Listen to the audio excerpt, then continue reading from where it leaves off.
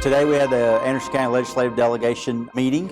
We meet several times a year. We did a couple of important things. We approved the budget for the alternative school, the Renaissance Academy here in Anderson, which is supported and funded through our school districts and the penny sales tax. We also approved the budget for the Anderson County Board of Education, and so no new tax increases on those, but they do have more funds this year than last year because of the growth that we've seen in the county, and so those are two important functions. One of the main things that the County Board of Education does is provide psychological services, mental health services to all of the counties, to all the districts, school districts in the county for our children, and so they oversee that program. So we approved those budgets. That's part of the delegation's responsibilities.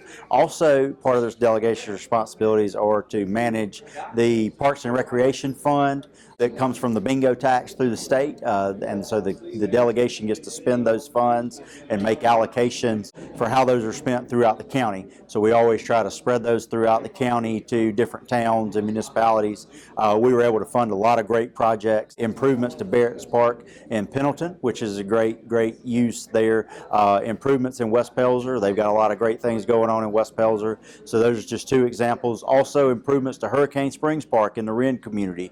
And so really that fund is allowed, it requires a match from the local jurisdiction. We really try to look at projects around the county that will benefit the citizens. They're required to be used on parks and public access places, but that are being used in conjunction with private funds and local dollars. And so all those projects are great. Those were approved.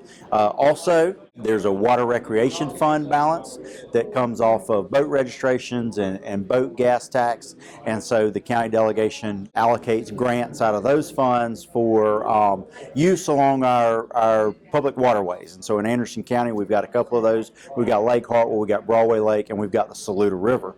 One of the missions of this delegation and county council and the communities along the Saluda River has been to, over the last several years, has been to complete the Anderson County Blue Trail, which is public access to the Saluda River throughout the county. So we've got Dolly Cooper Park in the northern part. We've got projects in Belton, Honeypath, Pelzer, and so today we were able to allocate $100,000 for Piedmont to put, along with a federal grant that is coming, to build out the access at the Saluda River in Piedmont.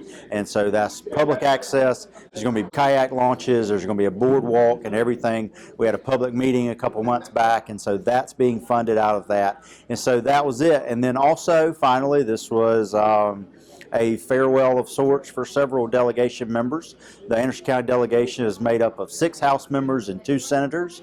We have 3 House members that are no longer going to be on the delegation, and so there'll be 3 new members. We elected a new chairwoman for the delegation. For the past 2 years, I've served as chairman of the Anderson County delegation, and today we elected Representative Ann Thayer to lead this group and serve as chairwoman. So very excited about her and serving, as far as I know, first woman to lead this delegation. So that's a huge deal and a great accomplishment. So she's chair of the House Rules Committee in Columbia. So she's one of now the only female chairwoman in Columbia, and she's going to lead this delegation. So excited to see what she's able to do here in the future.